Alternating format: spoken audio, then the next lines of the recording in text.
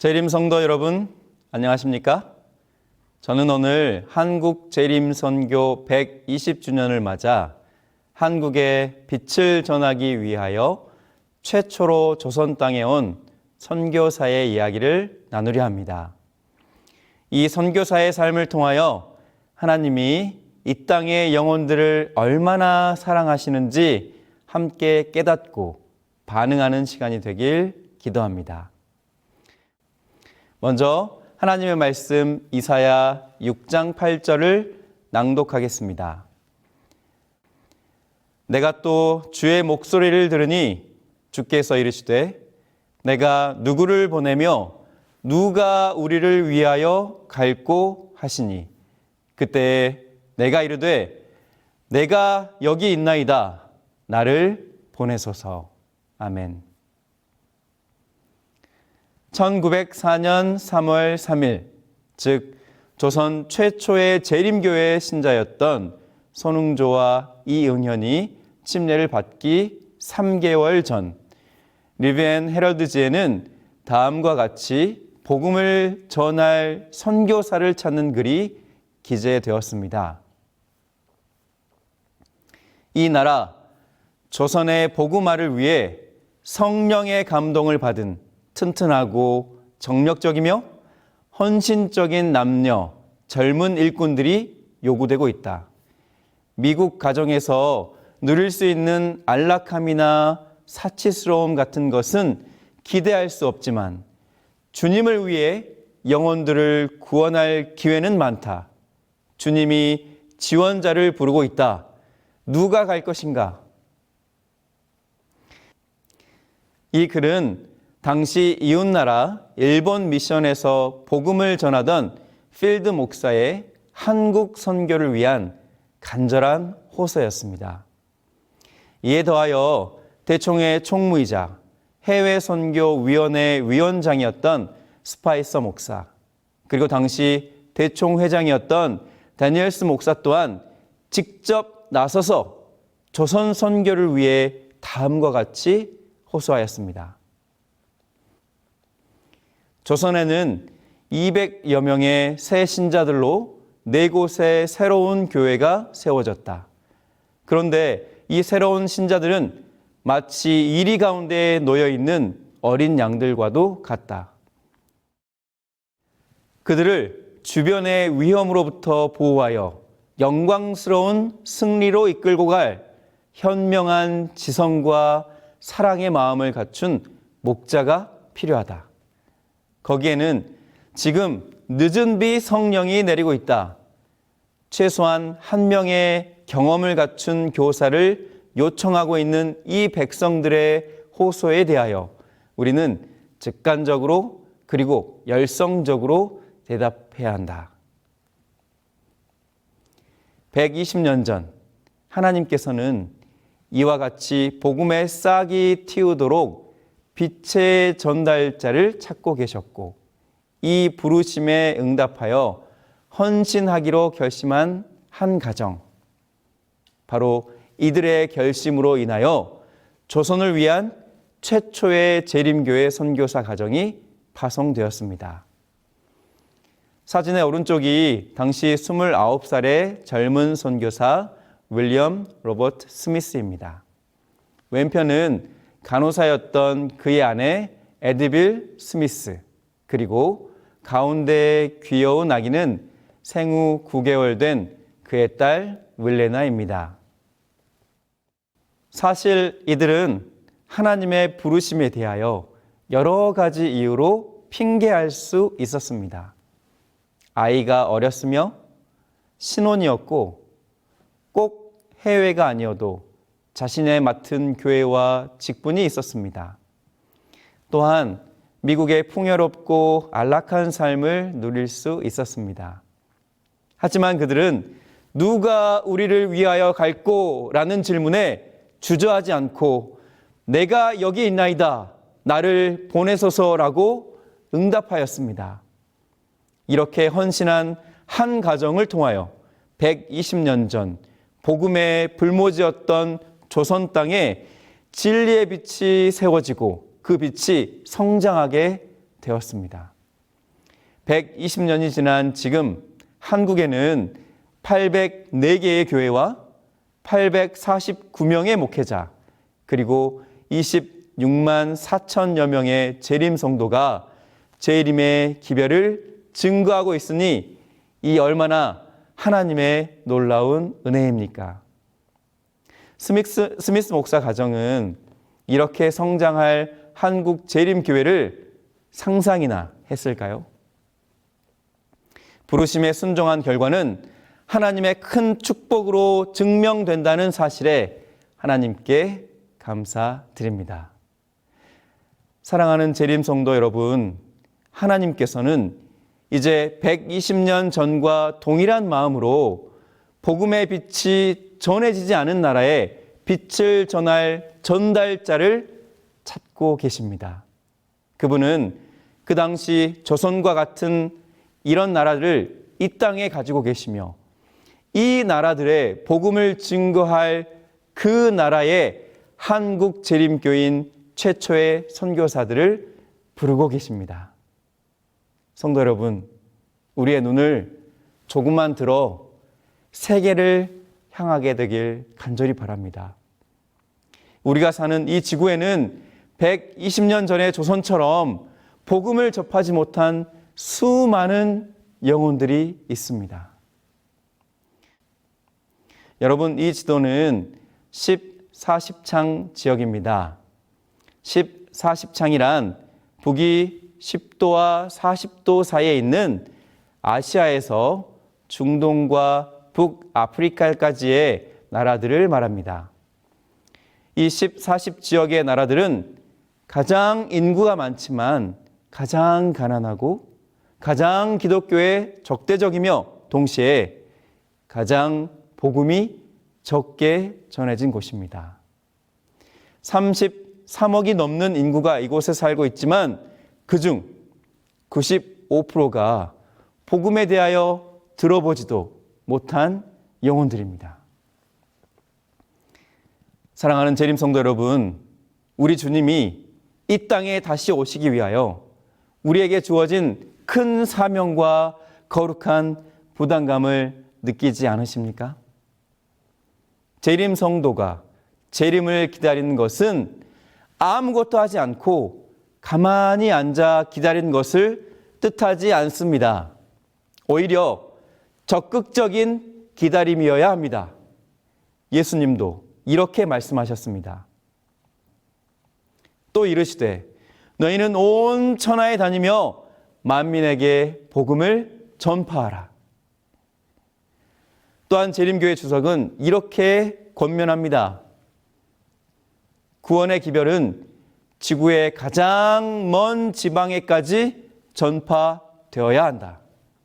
만일 이스라엘이 신실했더라면 실제적 이스라엘 민족에 의하여 옛날에 벌써 성취되었을 것이다.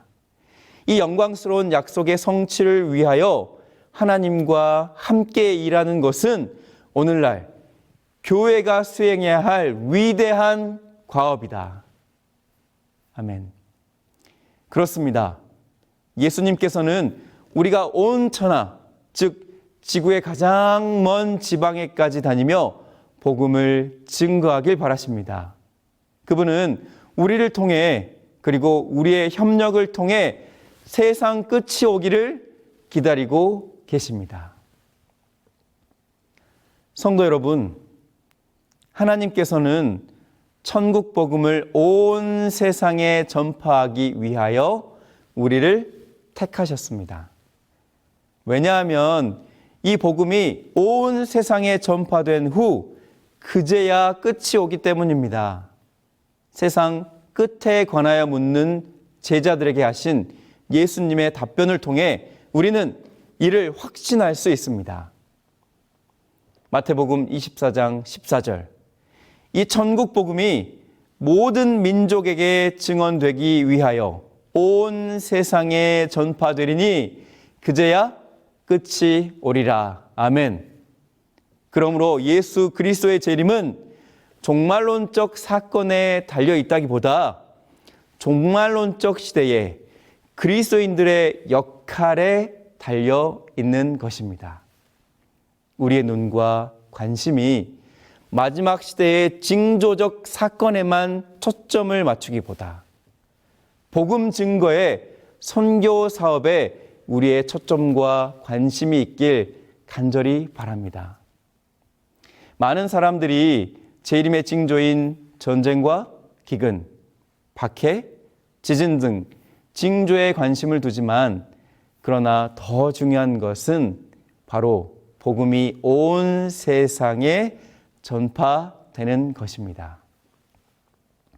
이러한 복음 증거에 대한 거룩한 부담감으로 세계 선교 사업을 위해 헌신하기로 결심한, 그래서 선교지에서 활동하고 있는 한국의 선교사들이 있습니다. 이들은 총 100여 가정으로 전 세계의 27개 나라에 상주하며 예수 그리스도의 재림을 촉진시키고 있습니다. 여러분, 아침 예배 드릴 때마다 이들을 위하여 꼭 함께 기도해 주시기를 부탁드립니다. 또한 이 세계 선교 사업을 위해 함께 동참해 주시기를 간절히 호소합니다.